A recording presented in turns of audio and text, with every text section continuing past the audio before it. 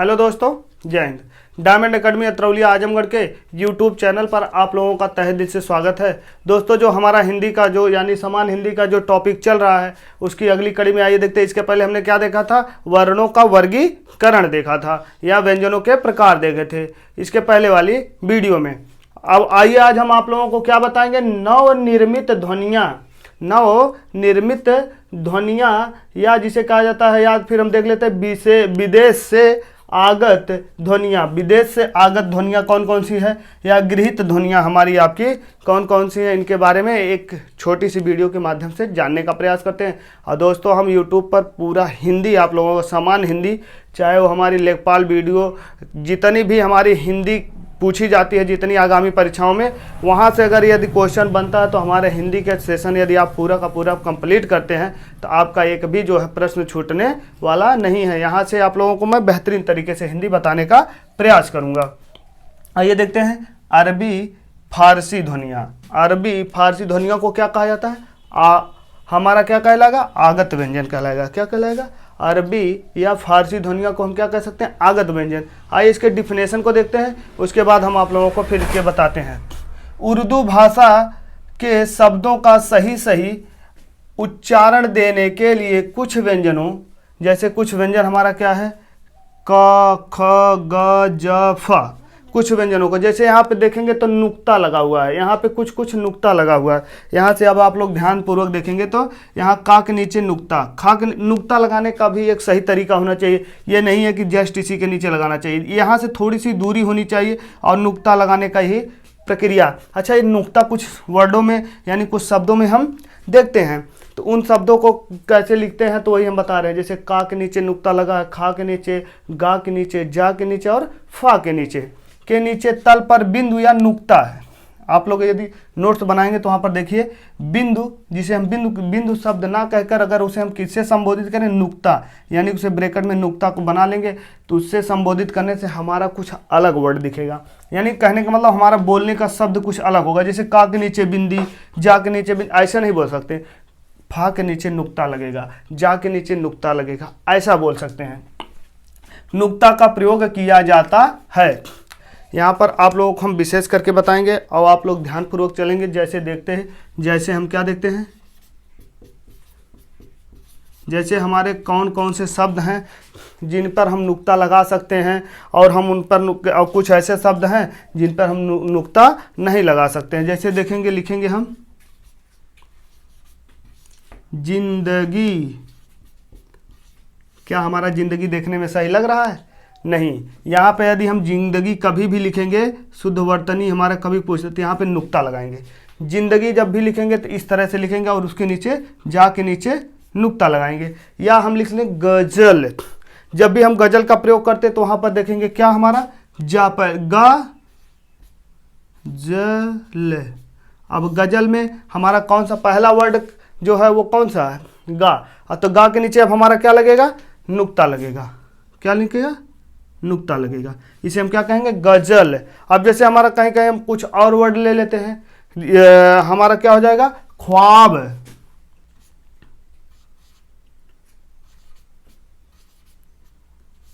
अब यहाँ पे हम खा के नीचे नुक्ता लगा देंगे। यही कुछ ऐसे शब्द हैं जिसे हम फारसी ध्वनियाँ या अरबी ध्वनियाँ के नाम से जानते हैं। ज़्यादातर ये अरबी शब्दों में ज़्यादा मिलेगा या फारसी शब्द में ज़्यादा मिलेगा। ये सब हम अपने जीवन दैनिक उपयोग में ये सब शब्दों का उपयोग करते हैं। जैसे जिंदगी, गज़ल और ख्वाब, ये सब शब्दों को हम बार बार सुने हैं, इसलिए ऐसा शब्द देकर हमें शुद्ध वर्तनी में भी पूछ सकता है कि ज़िंदगी कौन सा सही है। तो वहाँ पर थोड़ी सी गलती के कारण हम आप अपना क्वेश्चन को गलत करके चले आएंगे और जब देखेंगे तो मिलाएंगे तो हमने साफ साफ किया था, लेकिन गलती क्या हुई? थोड़ी सी गलती की वजह से। इसलिए हम आप लोगों को एक एक बारीक जो गलतियाँ होती है उस बारीक छोटी सी छोटी गलतियों के बारे में नज़रअंदाज नहीं करेंगे, बताते चलेंगे कि कौन सी गलतियों के कारण हमारा क्वेश्चन गलत होता है। जैसे यहाँ पर देख लिया, हमने देखा जिंदगी, गजल, ख्वाब, ये सब हमारे कौन से वर्ड हैं? ये हम इस शब्दों में क्या प्रयोग किया गया? नुक्ता। लेकिन एक ऐसा वर्ड हमारा का है, यहाँ पे हमने जो का लिखा है, का के नीचे ज़्यादातर हमें नुक्ता देखने को नहीं मिलता है। कभी भी देख लीजिए, जैसे कजाकिस्तान लिखा जाएगा वहाँ पर भी नुक्ता शब्द का अगर पहले आता है तो वहाँ पर नुक्ता शब्द का प्रयोग नहीं होता है, इसलिए हम इसको कट मानते हैं। लेकिन कहीं कहीं कुछ ऐसे जगहों पर देखा जा सकता है। ज़्यादातर हम इसका प्रयोग जो है फारसी शब्द में कहीं पर नहीं करते हैं, इसलिए हमने इसको ना के बराबर मान के चलना है। ठीक है, तो आइए देखते हैं अब हमारा दूसरा हेडिंग क्या है, अंग्रेजी ध्वनि या आगत स्वर। ये क्या होता है, अंग्रेजी ध्वनि या आगत स्वर क्या होता है? कुछ शब्द ऐसे जिसे हमारे अंग्रेजी में लिखते हैं लेकिन उसे लिखते कहते हैं या उसे क्या कहते हैं, आगत स्वर कहते हैं। कैसे करते हैं आइए देखते हैं। इसकी परिभाषा क्या है, अंग्रेजी भाषा के कुछ शब्दों का सही सही उच्चारण देने के लिए देवनागरी में लिखा जाता है। यहाँ पे ध्यान से देखिएगा, यहाँ पे क्या लिखा, देवनागरी में लिखते समय। अंग्रेजी भाषा में कुछ शब्दों का सही सही उच्चारण देने के लिए देवनागरी में लिखते समय, यानी कि यहाँ पे हम देखेंगे जैसे यहाँ पे अधूरा चाँद या क्या कहते हैं, चंद्रमा की बिंदी लगाते हैं, लेकिन उसे कौन सा चाँद कहेंगे? जैसे हमारा है, के ऊपर जो है ये बना है, जैसे मान लिया हम यहाँ पे क्या लगाए हैं, ये मान लिया हमारा व्यंजन है, स्वर है, यानी मात्रा है। मात्रा है, क्या हमारी है, मात्रा देखेंगे तो यहाँ अगर इसे पूरा करते तब हमारी कुछ मात्रा इस तरह दिखती, लेकिन इसमें तो क्या लगाया, केवल और केवल इसका प्रयोग किया गया है। तो इसका प्रयोग करके कई ऐसे शब्द हैं जो अंग्रेजी में लिखे जाते हैं, बट हम इसको क्या करता, अर्ध चाँद का प्रयोग करते हैं। ठीक है, अर्ध चंद्रमा का यानी कि चंद्र का प्रयोग होता है, जिसे हम आगत स्वर कहते हैं। यदि इस तरह का प्रयोग होता है तो उसे क्या कहेंगे, हम आगत स्वर कहते हैं। उसे हम क्या कहते हैं, आगत स्वर कहते हैं। जैसे आइए देखते हैं, हमारे कुछ ऐसे ऐसे शब्द हैं, हमने बताया यहाँ पर, जैसे हमने ले रहे हैं, जैसे कौन से ऐसे हमारे शब्द हैं जिसे हम आगत स्वर के नाम से जानते हैं। जैसे आप लोग ज़्यादातर फेमस शब्द सुने होंगे, डॉक्टर। हम क्या सुने होंगे, डॉक्टर। क्या डॉक्टर हमारा ऐसे लिखा जाता है? डॉक्टर हमारा कौन सा शब्द है, ये देखिए अंग्रेजी ध्वनियाँ है, तो यहाँ पर हम क्या लगा देंगे, अर्ध चाँद लगा देंगे। अब हमारा डॉक्टर क्या लग रहा है, अच्छा लग रहा है। इसी को हम आगत स्वर या अंग्रेजी ध्वनि कहते हैं। जैसे कुछ ऐसे वर्ड हैं हम ज़्यादातर देखते होंगे, हम आप पढ़े लिखे हैं तो ज़्यादातर हमें देखने को मिल जाता है। जैसे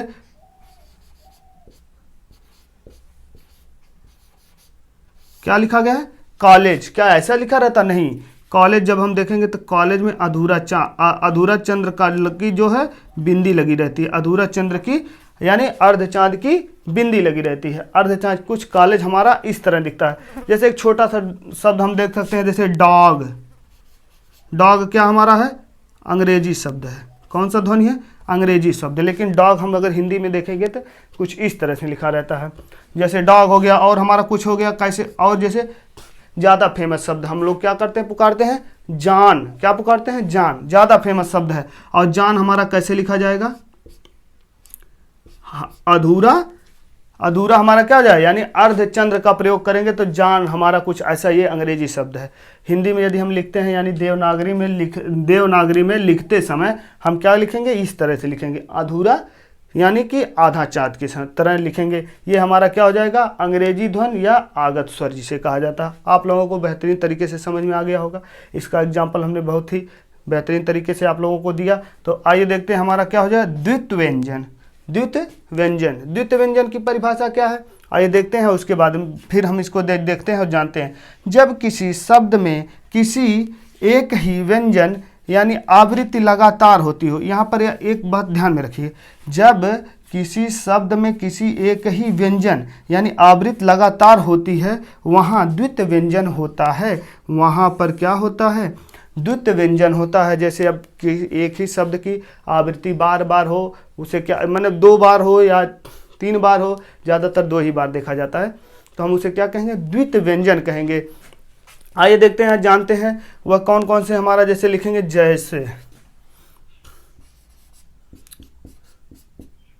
जैसे द्वित्व व्यंजन हमारा कौन कौन से, जैसे हम लिख दें बच्चा।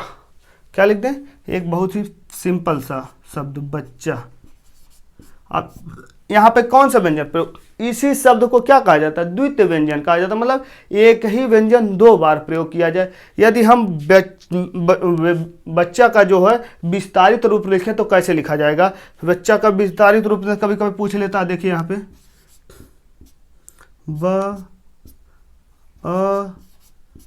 प्लस आधा चा, मतलब व्यंजन का चा, फिर व्यंजन का चा फिर प्लस आ, ये हमारा क्या हो जाएगा, ये हमारा आ जो मात्रा होता है ये, क्योंकि यहाँ पे आ की मात्रा लगा, तब जाके हमारा पूर्ण रूप से क्या हो जाएगा, बच्चा। यह विस्तारित रूप है। ठीक है, यदि हम दिल्ली लिख रहे हैं, क्या लिख रहे हैं, दिल्ली, दिल्ली लिखते वक्त हम क्या किस किस शब्दों का प्रयोग करेंगे, जैसे एक ही शब्द यानी कि द्वितीय व्यंजन में। अभी कभी पूछ लेता है द्वितीय व्यंजन कौन है, दिल्ली एक कौन सा व्यंजन है, तो वहाँ पर यदि आप लोग पढ़े रहेंगे तो बता सकते हैं। दिल्ली, दिल्ली हमारा कौन सा व्यंजन है, द्वितीय व्यंजन है। तो दिल्ली में हम यदि पूछ रहे दिल्ली का विस्तारित रूप लिखिए तो क्या लिख सकते हैं, हम दा लिख सकते हैं व्यंजन का, फिर क्या लिख सकते हैं, आ लिख सकते हैं। क्यों, क्योंकि तब जाके पूरा दा बनेगा, और फिर प्लस का हमारा क्या हो जाएगा, ये स्वर का है और ये व्यंजन का, तब जाके दा बनता है। अब फिर दा पे क्या लगा है, छोटी की मात्रा लगा, तो क्या बनाएंगे हम, यहाँ पर देखेंगे ये हमारा जो दिल्ली लिखा गया है, यहाँ पर फिर छोटी की मात्रा लिखी गई, तो फिर हम क्या लिखेंगे, विस्तारित रूप में ई लिख देंगे, फिर प्लस का, अब व्यंजन का ला लिखेंगे, फिर प्लस प्लस व्यंजन का ला, अब प्लस उसके बाद क्या लगाएंगे, बड़ी ई की मात्रा। ठीक है, प्लस बड़ी ई की मात्रा, ये हमारा क्या हो जाएगा, दिल्ली। दिल्ली का विस्तारित रूप है। इसी को हम क्या कहेंगे, जैसे यहाँ पर देखिए, यहाँ पर आप लोग ध्यान पूर्वक देख सकते हैं, यहाँ पे क्या द्वितीय व्यंजन पता करने का सिंपल सा तरीका है। यदि किसी व्यंजन को लगातार 2 बार लिखा जाए वह हमारा क्या कहलाएगा, द्वितीय व्यंजन कहलाएगा। आप लोग सिंपल सा बता सकते हैं। द्वितीय व्यंजन पकड़ने की सबसे बेस्ट परिभाषा, शब्द लिखा रहे, जैसे नाली दिया लिखा रहे या कुछ और लिखा रहे, उसको हम जैसे राजू लिखा रहे, तो उसे हम कैसे पता करेंगे कि आ कारांत है या ई कारांत है कि ऊ कारांत है कि ओ कारांत है, इन सब को कैसे जानेंगे, आइए देखते हैं और हम इनको आप लोगों को उदाहरण के माध्यम से समझाएंगे। जैसे यहाँ पर मैंने क्या लिखा है, इसका परिभाषा लिखा है, जब किसी शब्द का अंत किसी स्वर से होता हो, जब किसी शब्द का अंत, यहाँ पे देखिए, जब किसी शब्द का अंत किसी स्वर से होता है, किसी स्वर से होता है, तो उस शब्द को हम क्या कहते हैं, उस शब्द को, उस बात क्या कहते हैं, कारांत कहते हैं, कारांत कहते हैं। इसी को हमने कहा क्या, जैसे हमारा क्या हो जाता है, अकारांत, अकारांत,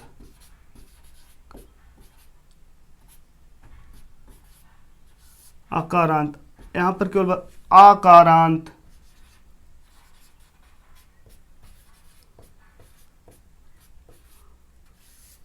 अब हमारा जैसे लिख दें, क्या हो जाएगा हमारा, ईकारांत,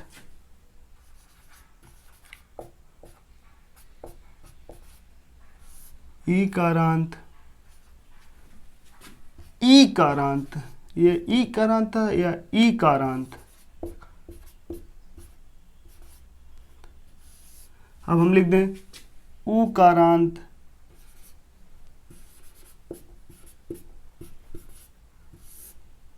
या फिर हम लिख दें डॉट डॉट डॉट डॉट करते हुए, जितने भी आएंगे, जैसे डॉट डॉट करते करते हम लिख दें, क्या लिख दें, और हम जैसे लिख दें औकारांत, जितने भी हमारे स्वर का कहने का मतलब ये उस शब्द को, उस स्वर का कारांत कहते हैं। जब किसी स्वर का अंत में, जैसे देखें किसी स्वर, यहाँ पे अंत किसी स्वर से होता है, उस शब्द का अंत किसी स्वर से होता है, उसे क्या कहते हैं, फिर डॉट डॉट करते लिख दें औकारांत, या क्या लिख देंगे, यहाँ पे हम देखते हुए लिखते चलेंगे।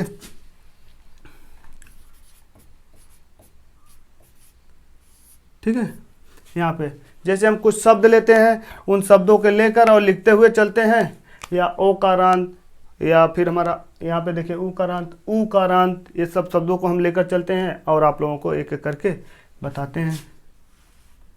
जैसे हमने क्या कहा, यदि हम क्या लिख दें, यदि हम कोई ऐसा शब्द जैसे नाली, यहाँ आपसे पूछ सकता है नाली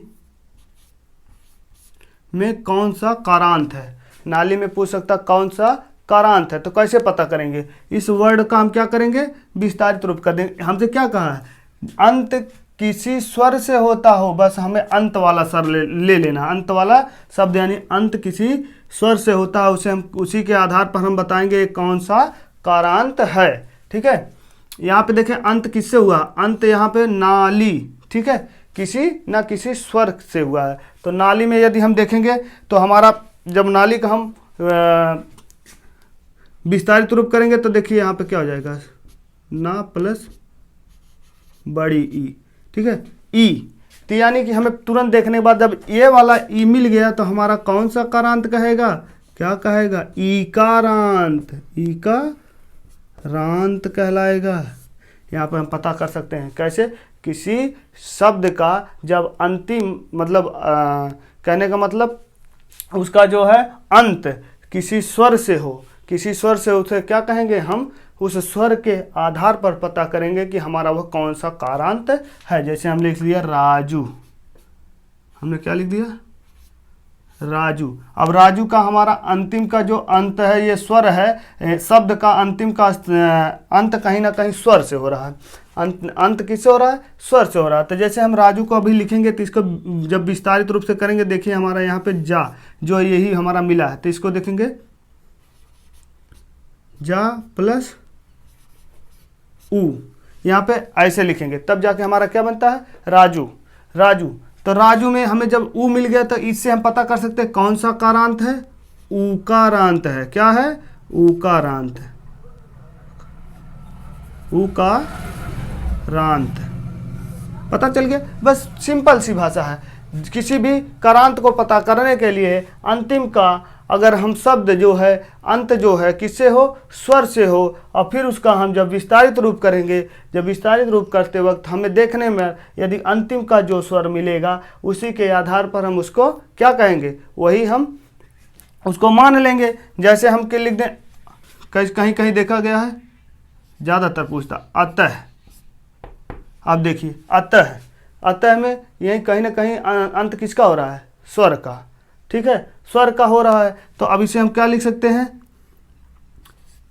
व्यंजन का ता प्लस स्वर का अह। तो क्या हो जाएगा हमारा, अब ये क्या हो जाएगा, अकारांत हो जाएगा। क्या तुरंत हम कह सकते हैं, ठीक है, पता चल गया कि नहीं चल गया, ठीक है, पता चल गया कि नहीं चल गया, कौन सा हमारा करांत है, कौन सा करांत है, अकारांत है। देखने के बाद जैसे कुछ और शब्द हम समझाने के लिए ले रहे हैं, जैसे शब्दों, शब्दों में कौन सा कारांत है, कैसे पता करेंगे कौन सा कारांत है, यानी कि ओ। देखिए शब्दों जब बोलते वक्त हमारा स्वर से यानी कि एंडिंग क्या हो रहा है, इस शब्द का यानी इस लिखे गए शब्द का अंत किससे हो रहा है, स्वर से हो रहा है। शब्दों, दो, ओ आ रहा नहीं आ रहा, तो इसका मतलब क्या हो रहा है, यहाँ पर किसी ना किसी तरह से हमारा किसका अंत हो रहा है, यानी कि किसका अंत हो रहा है, शब्द का अंत जो स्वर से हो रहा है, तो इसे हम कौन सा कारांत कहेंगे।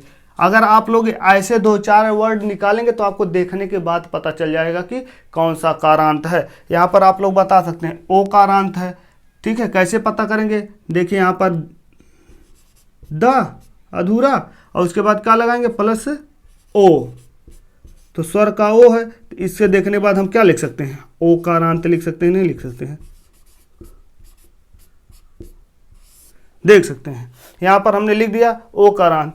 ऐसे कुछ शब्द हैं जैसे हमारा ज़्यादातर आकारांत, जैसे लिख दिया राम, राम, राम में पूछ सकता है कौन सा कारांत है।